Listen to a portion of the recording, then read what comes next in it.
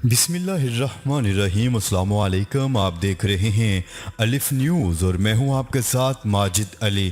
شامل کرتے ہیں آج کی headline. Army chief general Qamar Javed Bajwa 2 روزہ سرکاری دورے پر قطر پہنچ گئے۔ مذاکرات مثبت، لیکن سعودی عرب سے تنازعات کے حل میں تھوڑا وقت لگے گا۔ ایران کا سعودی عرب کے حوالے سے اہم پیغام۔ برطانیہ میں اسرائیل کو اسلحے کی فروخت ختم کرنے کا بل پارلیمنٹ میں پیش۔ جو بھی ہو لیکن طالبان کے سامنے ہتھیار نہیں ڈالوں گا، افغان صدر کا دبنگ اعلان۔ افغانستان کے ہمسایہ ممالک مستقبل میں حصہ دار ہیں، امریکہ کی پاکستانی کوششوں کی تعریف۔ کروڑوں دلوں پر راج کرنے والے دلیپ کمار سرکاری اعزاز کے ساتھ سپرد خاک۔ تاجکستان نے افغانستان سے آنے والے 1000 شہریوں کو پناہ دے دی۔ امریکہ کا افغانستان سے انخلا کے بعد بھی فضائی صلاحیت برقرار رکھنے کا اعلان۔ متحدہ عرب امارات اور سعودی عرب میں اختلافات، متحدہ عرب امارات کا سعودی عرب کو کھلا چیلنج۔ پاکستان اور دنیا بھر کی خبروں سے باخبر رہنے کے لیے الف نیوز کو سبسکرائب کر لیں اور بیل آئیکن کو کلک کرنا نہ بھولیے گا۔ ناظرین، اپنی آرا کا اظہار کومنٹ سیکشن میں لازمی کیجیے گا۔ ہیڈ لائنز آپ نے جانی، اب بڑھتے ہیں خبروں کی تفصیلات کی طرف۔ Army chief general Qamar Javed Bajwa کی قطر کے مسلح افواج کے سربراہ اور نائب وزیر اعظم سے ملاقاتیں۔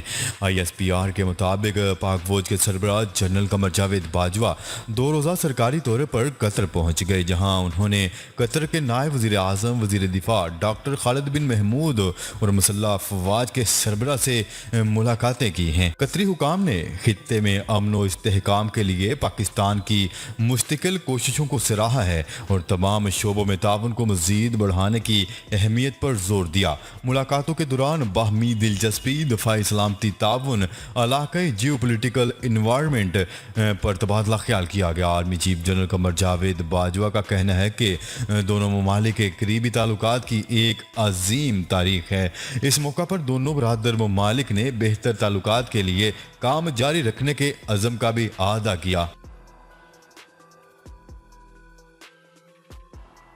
خبر کے اگلے حصے میں بات کرتے ہیں۔ ایران کے ترجمان کا کہنا ہے کہ سعودی عرب کے ساتھ مذاکرات مثبت ثابت ہوئے ہیں، تاہم ایران اور سعودی عرب کے مابین تنازعات کے حل میں تھوڑا وقت لگے گا۔ تہران میں پریس کانفرنس سے خطاب کرتے ہوئے ان کا کہنا تھا کہ حالیہ مذاکرات میں دونوں ملکوں کے درمیان دوستانہ ماحول میں نیک نیتی کے ساتھ مسائل پر بات چیت کی گئی، جس سے تعلقات میں بہتری سامنے آئی ہے۔ ان کا مزید کہنا تھا کہ دونوں ملکوں کے درمیان کچھ ایسے پیچیدہ تنازعات بھی ہیں جنہیں حل کرنے کے لیے وقت درکار ہے۔ اسی دوران ترجمان وزارت خارجہ سید خطیب زادہ نے کہا ہے کہ ایران خلیج میں امن کی صورتحال قائم کرنے اور دو طرفہ نتائج کے حصول کے لیے تمام ممالک کو ہمیشہ خوش آمدید کہتا ہے۔ کیا رہے کہ چند روز قبل ایران نے دونوں ملکوں کے درمیان بڑھتی ہوئی کشیدگی کی روک تھام کے لیے اپنے پڑوسی ممالک کے ساتھ عراق میں مذاکرات کا آغاز کرنے کی بھی تصدیق کی تھی۔ خبر کے اگلے حصے میں بات کرتے ہیں۔ لیڈ سے منتخب ہونے والے رکن پارلیمنٹ رچرڈ نے اس ضمن میں سماجی رابطے کی ویب سائٹ ٹویٹر پر بتایا ہے کہ انہوں نے اسرائیل کو اسلحے کی فروخت ختم کرنے کا بل پارلیمنٹ میں پیش کر دیا۔ رچرڈ برگن نے کہا ہے کہ گزشتہ 5 سالوں میں برطانوی حکومت نے اربوں پاؤنڈز کے ہتھیار اسرائیل کو فروخت کیے ہیں، جس کو اسرائیلی فورسز نے فلسطینیوں کی نسل کشی کے لیے استعمال کیا۔ برطانوی رکن پارلیمنٹ رچرڈ برگن کے مطابق اسرائیلی فورسز ملنے والا اسلحہ فلسطینیوں کی نسل کشی کے لیے استعمال کر رہی ہے۔ انہوں نے استفسار کیا کہ اگر برطانوی حکومت اسرائیل کو مسلح کر رہی ہے تو پھر وہ امن کی دعوے دار کیسے ہو سکتی ہے۔ رچرڈ برگن کے مطابق حال ہی میں فلسطینیوں پر اسرائیل کی جارحیت کا مظاہرہ ہم سب نے دیکھا، لیکن اب اس مسئلے کو بند ہونا چاہیے۔ رکن پارلیمنٹ کے مطابق بل کو پارٹی کے دیگر ارکان پارلیمنٹ کی حمایت بھی حاصل ہے۔ اگر مذکورہ بل برطانیہ کی پارلیمنٹ سے منظور ہو جاتا ہے تو حکومت کو اسرائیل کے ساتھ کی جانے والی اسلحہ ڈیل ختم کرنا ہوگی۔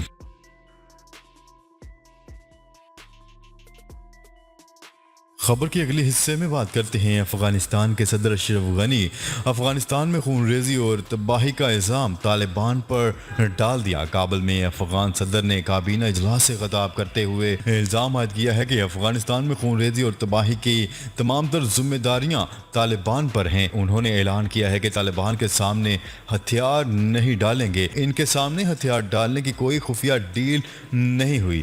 افغان صدر کا کہنا تھا کہ امریکہ نے انخلا کا پروگرام بنایا تو کہا پاکستان اور طالبان اپنا فیصلہ کر لیں، خون ریزی کی ساری ذمہ داری طالبان اور ان کے پشت پناہوں کی ہے۔ ان کا کہنا تھا کہ ہم عزت سے رہتے ہیں، یہ عزت اور آبرو دکھانے کا وقت ہے۔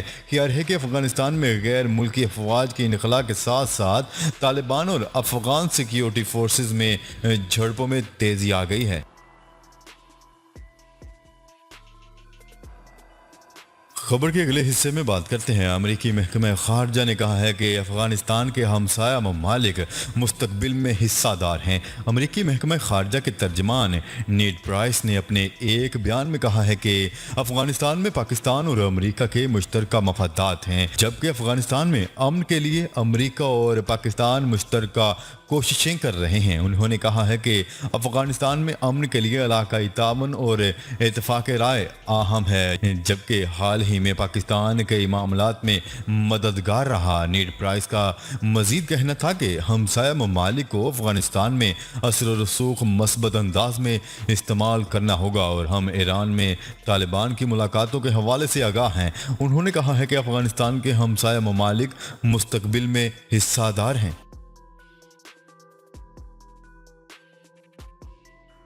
خبر کے اگلے حصے میں بات کرتے ہیں۔ کروڑوں دلوں پر راج کرنے والے دلیپ کمار سرکاری اعزاز کے ساتھ سپرد خاک۔ دنیائے فلم کے عظیم اداکار یوسف خان المعروف دلیپ کمار پورے سرکاری اعزاز کے ساتھ سپرد خاک۔ انہیں سانتا کروز ممبئی میں واقع جوہو کے قبرستان میں سپرد خاک کر دیا گیا۔ بھارتی ذرائع ابلاغ کے مطابق کروڑوں دلوں پر راج کرنے والے اداکار دلیپ کمار کو عالمی وبا قرار دیے جانے والے کورونا وائرس سے بچاؤ کے لیے جاری کردہ SOPs کی وجہ سے صرف 20 افراد کی موجودگی میں ابدی نیند سونے کے لیے سپرد خاک کر دیا گیا۔ بالی ووڈ کے پہلے سپر سٹار، شہنشاہ جذبات اور ٹریجڈی کنگ کہلانے والے دلیپ کمار نے 7 جولائی کی صبح 7:30 پر دنیا فانی میں آخری سانس لی تو ان کی اہلیہ سائرہ بانو، رشتہ داروں اور کروڑوں چاہنے والوں پر غم کے پہاڑ ٹوٹ پڑے۔ ذرائع ابلاغ کے مطابق دلیپ کمار کے جسد خاکی کو بھارتی پرچم میں لپیٹا گیا اور میت کو ایمبولینس میں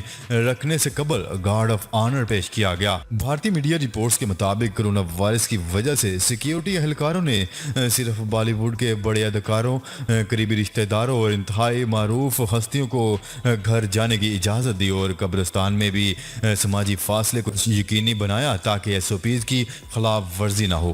واضح رہ کے بالی ووڈ کے معروف اداکار امیتابھ بچن اور ان کے صاحبزادے ابھیشیک بچن سمیت متعدد افراد نے دلیپ کمار کا آخری دیدار قبرستان میں ہی کیا۔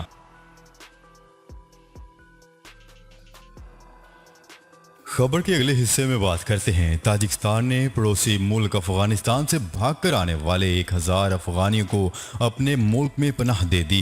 یہ شہری افغان فوج اور طالبان کے درمیان ہونے والی لڑائی کے دوران جان بچا کر پڑوسی ملک میں داخل ہوئے تھے۔ برطانوی خبر رساں ادارے روئٹرز کے مطابق تاجکستان کی حکومت نے تصدیق کر دی ہے کہ اس نے افغان شہریوں کو پناہ دی ہے۔ تاجکستان کی حکومت کی جانب سے جاری کردہ بیان میں واضح کیا گیا ہے کہ پناہ گزینوں میں اکثریت خواتین، بچوں اور عمر رسیدہ افراد کی ہے جنہیں بحفاظت محفوظ مقام پر منتقل کر دیا گیا ہے۔ خبر رساں ایجنسی کی رپورٹ کے مطابق تاجکستان کی حکومت آنے والے پناہ گزینوں کو خوراک اور صحت کی بنیادی سہولتوں کی فراہمی کے لیے اقوام متحدہ اور آغا خان ہیلتھ سروس سے بات چیت کر رہے ہیں۔ خبر کے اگلے حصے میں بات کرتے ہیں۔ امریکہ نے افغانستان سے انخلا کے بعد بھی فضائی صلاحیت برقرار رکھنے کا اعلان کر دیا۔ تفصیلات کے مطابق امریکی محکمہ دفاع پینٹاگون کے ترجمان کا کہنا ہے کہ افغانستان سے امریکی فوج کی واپسی کا عمل 90% مکمل ہو چکا ہے۔ افغانستان سے انخلا کے بعد بھی فضائی صلاحیت برقرار رکھیں گے کیونکہ مستحکم اور محفوظ افغانستان کے لیے ہمارا عزم تبدیل نہیں ہوا۔ ہمارے contractors Afghan security forces Afghan فضائیہ کی معاونت کر رہے ہیں، جبکہ مشرق وسطی میں اسٹرائک گروپ افغانستان کے لیے کارآمد ثابت ہو سکتا ہے۔ انہوں نے کہا ہے کہ افغانستان سے امریکی فوج کی واپسی کا عمل تقریباً 90% مکمل ہو چکا ہے، جبکہ بگرام اڈے سے انخلا پر افغان حکومت اور سیکیورٹی فورسز سے ہم آہنگی رہی۔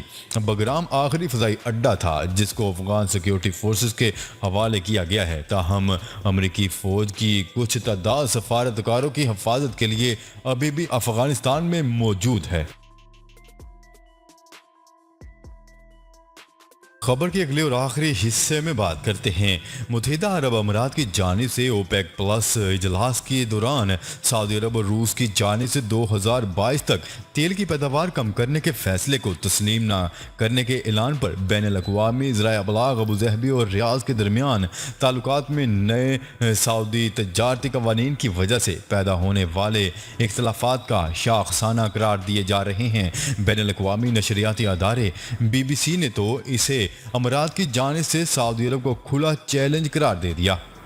تیل کی پیداوار میں نمایاں ممالک کی تنظیم اوپیک کی ایک میٹنگ اوپیک پلس کے دوران ابوظہبی نے سعودی عرب اور روس کی اس پیشکش کو مسترد کیا جس میں 2022 کے آخر تک تیل کی پیداوار کم کرنے کی تجویز دی گئی تھی۔ یہ اختلاف عوامی سطح پر غیر معمولی انداز میں بیان کیا گیا اور اس پیشکش کو متحدہ عرب امارات نے ناانصافی قرار دیا۔ اس دوران سعودی عرب نے نئی ایئر لائن متعارف کروانے کا اعلان کیا جو اماراتی ایئر لائن ایمریٹس کا مقابلہ کرے گی، جبکہ سعودی شہریوں پر متحدہ عرب امارات جانے پر بھی پابندی لگا دی گئی۔ سعودی عرب کی جانب سے خلیجی ممالک کے لیے نئے برآمدی قوانین کے اعلان کو متحدہ عرب امارات کے مفاد کے لیے بڑا دھچکا قرار دیا جا رہا ہے۔